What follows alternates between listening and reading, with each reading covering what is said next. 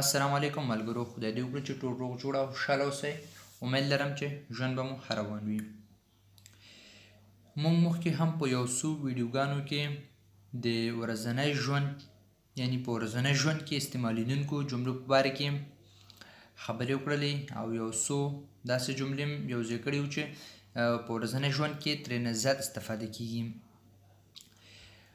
او په دې ویډیو کې مې هم تاسو لپاره یو څو داسې جملې یوځای کړي دي چې په ورځني ژوند کې دا جملې ډېر استعمالیږي، لیکن هره خبره، هره جمله، هر یو لغت، هر یو فعل ډېر مهم دی، لیکن بعضې فعلونه، بعضې لغتونه، بعضې جملې داسې وي چې هغه په ورځني ژوند کې ترېنه زیات استفاده کیږي او زیات استعمالیږي. اوس په دې ویډیو کې د هغې په باره کې موږ خبرې کوو.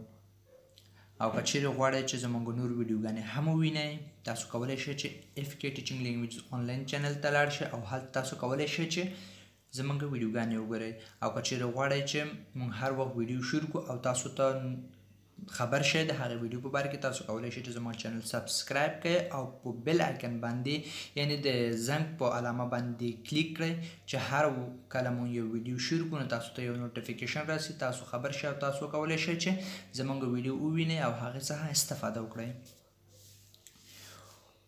اوس راځئ چې ویډیو شروع کوو، یعنې درس شروع کوو. Salut, je m'appelle François. Salut, je m'appelle François. Salut, je m'appelle François. Salam, زما نوم فرانسوا دی. سلو معنا سلام، je m'appelle زما نوم دی، فرانسوا معنا دا یو نوم دی، فرانسوا او ښځې لپاره فرانسواز. J'ai 29 ans. J'ai 29 ans. J'ai 29 ans. زه 29 کلن یم. J'ai 29 ans. زه 29 کلن یم. J'habite à Paris en France. J'habite à Paris en France. J'habite à Paris en France. زه په پاریس فرانس کې اوسېږم. J'habite زه اوسېږم. à Paris په پاریس کې. en France په فرانسه کې چې پاریس په فرانسه کې دی. J'habite à Paris en France. زه په پاریس فرانسه کې اوسېږم. Je suis professeur célibataire. Je suis professeur. دا یو جمله تکمیله شو. célibataire. Je suis professeur célibataire. Je suis professeur. زه یو ښوونکی یم مجرد. زه یو ښوونکی یم مجرد. Ma langue maternelle est le français. Ma langue maternelle est le français. Ma langue maternelle est le français. زما مورنۍ ژبه فرانسوي ده. Je suis en train de m'améliorer chaque jour. Je suis en train de m'améliorer chaque jour. Je suis en train de m'améliorer chaque jour. زه هره ورځ مخ په ښه کېدو یم. Je suis en train de m'améliorer chaque jour. زه هره ورځ مخ په ښه کېدو یم. یعنې په یو ځای کې چې یو انسان ترقي مخ په ترقي ځي، مخ په ښه کېدو ځي، هغې لپاره املیوري معنا ښه کېدل. دلته شک ژور چې دی دا لږ پټ شوی دی، دلته لیکل شوی شک ژور، دلته د ویډیو لوګو ورباندې راغلی دی. Mais je dois pratiquer avec des Italiens. Avec des Italiens. Mais je dois pratiquer avec des Italiens. Mais je dois pratiquer avec des Italiens. مگر زه باید د ایټالویانو سره تمرین وکړم. Quand j'ai du temps libre. کله چې زه وزګار وخت ولرم. Quand j'ai du temps libre. Quand j'ai du temps libre. کله چې زه وزګار وخت ولرم. Quand معنا کله، j'ai زه ولرم، du temps وخت، libre معنا وزګار، free، فارغ. J'aime marcher. J'aime marcher. مینه لرم چې قدم ووهم، یا قدم وهل مې خوښېږي، یا پیاده حرکت کول مې خوښېږي. marcher وایي قدم وهلو ته. صحیح شو. j'aime marcher یعنې زه قدم وهل یا پیاده حرکت مې خوښېږي. j'aime معنا زما خوښېږي. marcher پیاده حرکت کول یعنی قدم وهل. راځئ چې یو ځل بیا ووایو. Je suis en train de m'améliorer chaque jour.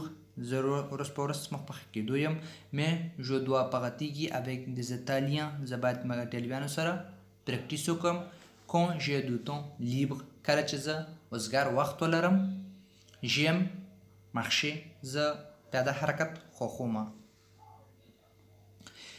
j'ai un frère et une sœur. j'ai un frère et une sœur. j'ai un frère et une sœur. زه یو ورور او یو خور لرم. j'ai زه لرم. un frère یو ورور et une sœur یو خور. je suis en train d'apprendre l'italien maintenant. Je suis en train d'apprendre l'italien maintenant. Je suis en train d'apprendre l'italien maintenant. زه اوس ایټالوي زده کوم. یعنی زه د ایټالوي په زده کړه کې بوخت یم. Je suis en train de. زه فی الحال لګیا یم یعنی زه بوخت یم. d'apprendre معنا په یادولو دی. l'italien معنا ایټالوي. maintenant اوس. parce que ځکه چې parce que je pense que c'est une belle langue. parce que je pense que c'est une belle langue. parce que je pense que c'est une belle langue. ځکه چې زه فکر کوم دا یوه ښایسته ژبه ده. parce que ځکه چې je pense زه فکر کوم. که معنا چې دا یو د دوه جملو په منځ کې کنجکشن دی چې دواړه جملې سره نښلوي. c'est دا دی اون بلون یو ښایسته ژبه. et او parce que je veux visiter l'Italie un jour. et parce que je veux visiter l'Italie un jour. et parce que je veux visiter l'Italie un jour. او ځکه چې زه غواړم یو ورځ ایټالیا ته لاړ شم. ای معنا او parce que ځکه چې je veux زه غواړم visiter چې ملاقات وکړم یعنی ووینم لاړ شم ایټالي un jour معنا یو ورځ ایټالیا ته. هلته ویزټ وکړم. ویزیټي معنا ویزټ کول یو ځای کې یو ځای ته تلل هغه ځای سره ملاقات کول تلل هغه ځای ته دې ته ویل شوی ویزیټي. visiter l'Italie un jour. یو ورځ به ایټالیا ته ځم. apprendre des nouvelles langues. apprendre des nouvelles langues. apprendre des nouvelles langues. نوې ژبې زده کړم. apprendre معنا زده کول. de nouvelles langues معنا نوې ژبې. apprendre de nouvelles langues یعنی زده کول د نوو ژبو. دلته وبخښئ دلته لیکل شوی نوې ژبه زده کړم بلکې دا معنا داسې ورکړي چې apprendre de nouvelles langues یعنی د نوو ژبو زده کول. انفینیټیو چې کله په یو جمله کې راغی پوه شئ چې دا د یو کس پورې تړاو نه لري. دا جمله یو کس پورې تړاو نه لري او بلکې یعنی یو عام جمله ده. apprendre دلته انفینیټیو راغلی. apprendre de nouvelles langues. cuisiner rencontrer des gens nouveaux et aussi voyager. cuisiner rencontrer des gens nouveaux et aussi voyager. cuisiner rencontrer des gens nouveaux et aussi voyager. cuisiner معنا اشپزی کول یعنی اشپزی. rencontrer معنا کتنه کول ملاقات کول لیدله کول. des gens معنا د خلکو. nouveau معنا نوې. et aussi voyager او همدارنګه سفر کول. اشپزی د نوې خلکو سره کتل او هم سفر کول.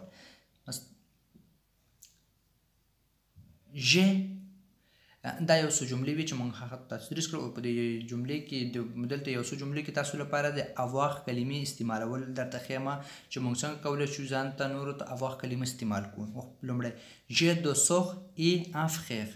j'ai deux sœurs et un frère. زه دوه خویندې او یو ورور لرم.